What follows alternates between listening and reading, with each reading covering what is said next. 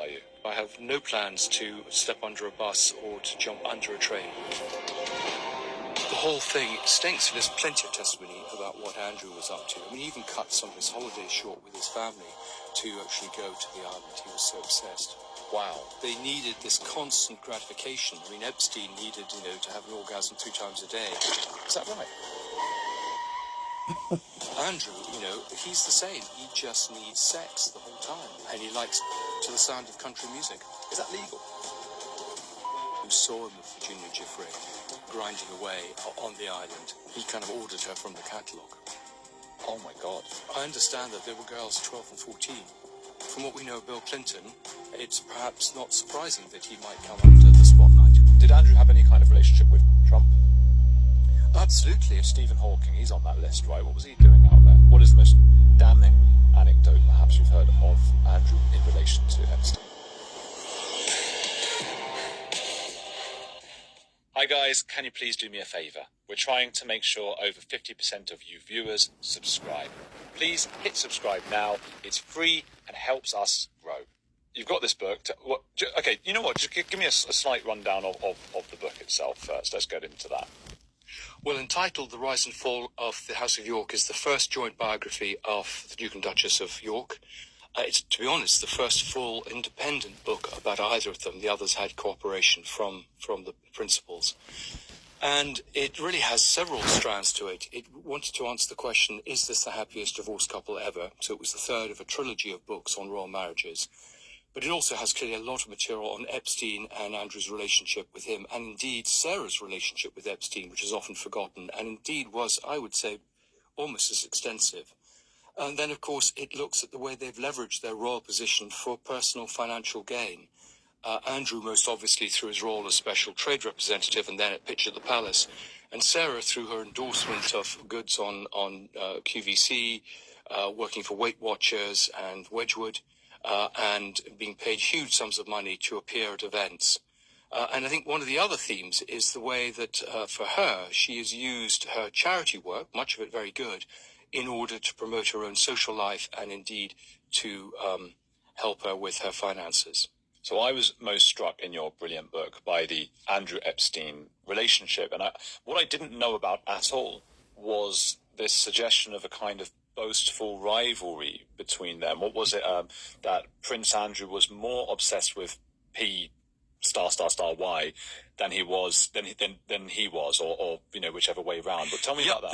The two men were drawn by their love of sex and of money, and they both, in some ways, are kind of damaged souls. But they needed this constant gratification. I mean, Epstein needed, to have an orgasm 3 times a day.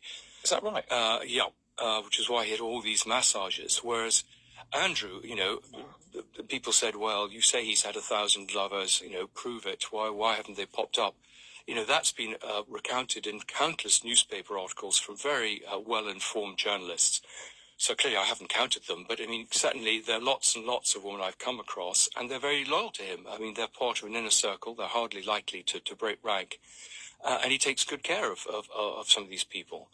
And he's the same. He's never able to sustain a proper relationship. He just needs sex the whole time. And he gets it in the way that Epstein did from these massages. I mean, even now, he's getting people to go into Royal Lodge. And he likes to have his massage, the quote is, to help him heal to the sound of country music. And these are happy ending massages, are they? Yes. Is that legal? Well, I don't even know if that's legal. I don't know how often they go on in royal property, but it's certainly happening. Wow. Okay, that's mad. And I guess maybe naively, even though I've interviewed you before and I've looked into this, there's a back of my head thing saying, I think with all of the people related to the Epstein Island, like, well, Stephen Hawking went there, and maybe if I'd known him and I was invited to this island, I'd have said, wow, what an opportunity. Maybe there wasn't a sexual thing with Andrew and all of those things. Is that now just totally absolutely. I mean, there's plenty of testimony of people seeing him on the island, quite apart from Virginia Giuffre. I mean, Denise George, who was the Attorney General out there, has stories about him, which is on the record, about this man called Steve Scully, who did the IT, who saw him with Virginia Giuffre grinding away on the island. Grinding away, so actually... So it's not just he was there having a holiday. No. He was fooling around with her. So there's plenty of evidence that he was on the island. Apart from there is a difference. You're right, between some of the people like Bill Clinton and Hawkins and others, Gates, who were on the later flight. No evidence has surfaced so far that there was anything untoward about it. You know, there were conferences going on. He was using them to network. Epstein was using them to network. But I mean, there's plenty of testimony about what Andrew was up to. I mean, he even cut some of his holidays short with his family to actually go to the island. He was so obsessed. Wow. Okay. My friend, our friend, I think, Sean Atwood. I don't know if yes, absolutely. Sean. Yeah. He's quite into the idea that Bill Clinton is very guilty in all of those things. Well, Clinton's name certainly came up a lot, and I mean, Amy Robach, who's the ABC presenter, who actually had the whole story on Virginia Giuffre years before it broke, and wanted to run it. And ABC came under pressure from the palace, saying, if you want to do any interviews with members of the royal family in future, particularly Catherine and William, then forget about running this piece. And ABC killed the piece on the excuse that it wasn't sufficiently well sourced. And in that, I mean, there's a scene where Robach was actually filmed without her knowing, just, you know, sounding off about it. And one of the names that she says is that, you know, I had all the stuff on Clinton. And Clinton's name comes up, for example, with a woman called Joanna Sjoberg. This is the woman who Andrew put his hand on her breast with the spitting image puppet. She talks about Clinton. He did so just the spitting image puppet. So for Americans, the spitting image that was a satirical puppet show. That was a sort of satirical puppet show that poked fun, and this is in legal testimony. A woman called Joanna Sjoberg recounts a story of meeting Andrew at Epstein's house in Manhattan, and they were all larking about with Ghislaine Maxwell, and I think maybe Ghislaine Maxwell took the spitting image puppet, which they'd got for Andrew as a present, and put it on Joanna's breast, which, you know, she was dressed, and then Andrew put his hand on the puppet's hand, and they all laughed and thought it was very funny. But Joanna Sjoberg talks about it.